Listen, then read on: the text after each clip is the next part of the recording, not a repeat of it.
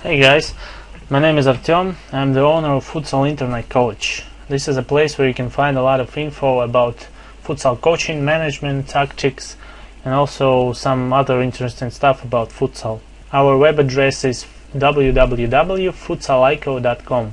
So I keep getting questions from you guys, and I thank you for that. You should know that you can always ask anything that concerns you about futsal, and I will try to respond to every question I have. So for this video I've chosen one of the most interesting recent questions. It came from Joey. I can probably read the question for you. Hey, thanks for the information on your website. I play futsal. I was wondering when it is the best way to apply pressure on the ball. I mean apply high pressure. We were playing a team which had more ability than ours. Whenever they played the ball out from the back, for example from the goalkeeper to the defender, as a pivot I would fall back behind the halfway line and get compact in defense. We usually play 2-2 defensive tactics. This way we could allow the ball to be played in front of us and we'd stay compact to deny space and defend. However, our coach was always insisting to apply immediate high pressure, the front two defenders pushing up and apply pressure as quickly as possible. I'm not sure I agree with him. When we push up and their team position themselves both wide and deep, then if the two defenders push up, they leave a large amount of space behind them for the attackers to exploit, either by a movement into the space to receive a pass, or for attackers to beat their man and penetrate with attacking runs. I was wondering what you would advise in this situation. Okay, so thanks for the question, Joey. In this video I will try to give you my advice what to do in this situation.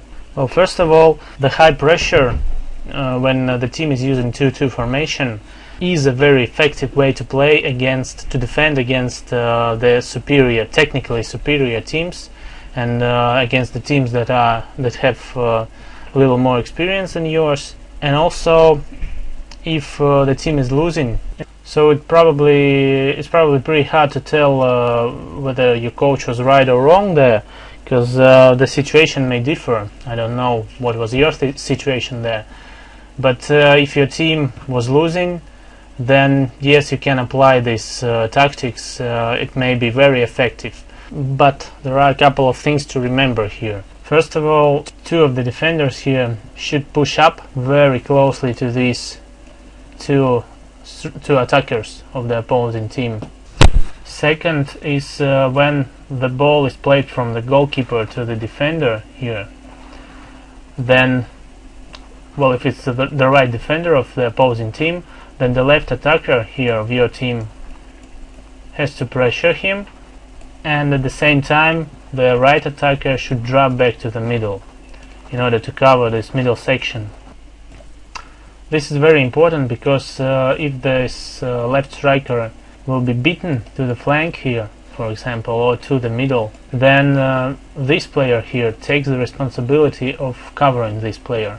Another thing to say here is that you can always also pressure with all four players. But I would suggest to do that only in the situations when the defenders of your team have the great ability of reading the game and also are able not to let the opponent to turn with the ball or make a good pass. So for example, if this player here passes the ball to the right striker and tries to sprint forward, then this left defender here should be able to cover this player with the ball very closely, so he couldn't turn with the ball to this direction or to pass the ball to the upcoming player. Because when this player receives the ball, then the best way to use this situation in your favor is for this defender to intercept this pass. For example, if this player passes the ball back to the upcoming player here,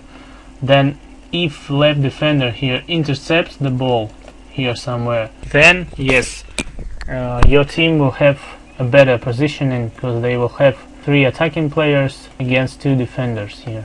But it's important to understand that, of course, the chances of this happening are not very high. There is always a risk that the left defender won't be able to intercept the ball, and then as a result the situation be vice versa.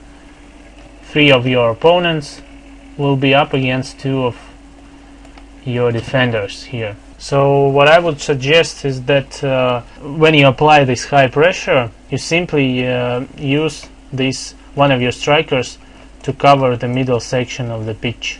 So just to sum up, when to apply high pressure. First of all, when your opponent is technically superior, has more experience.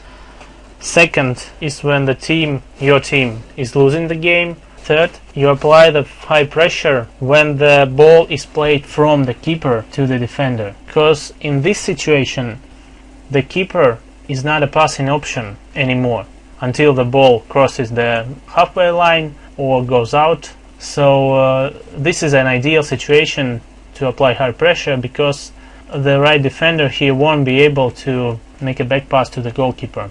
Fourth, you have to apply the pressure when the defenders of your team are able to read the game, are able to cover these players closely, and not allow these players to receive the ball easily and to turn it with the ball, and also to make a good pass up front. So this is basically for situations when you can apply high pressure. And also, maybe one thing that I would like to add here is that you should be applying high pressure very carefully when your opposing team has a very quick defenders, because then you just have to watch them more carefully, and then the covering of the middle section here becomes very important.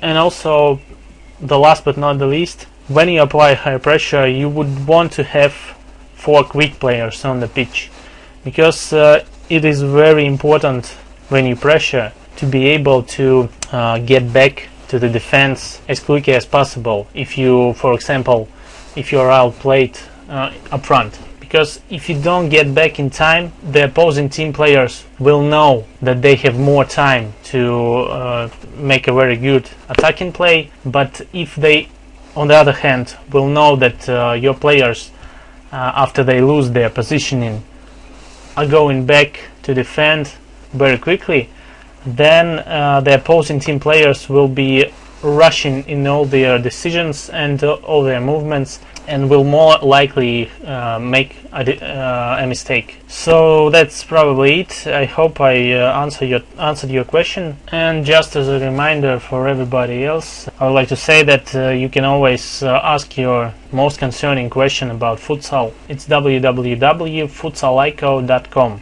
Go to the top menu and click Ask Your Question here, and just fill in the special form here and send us your question.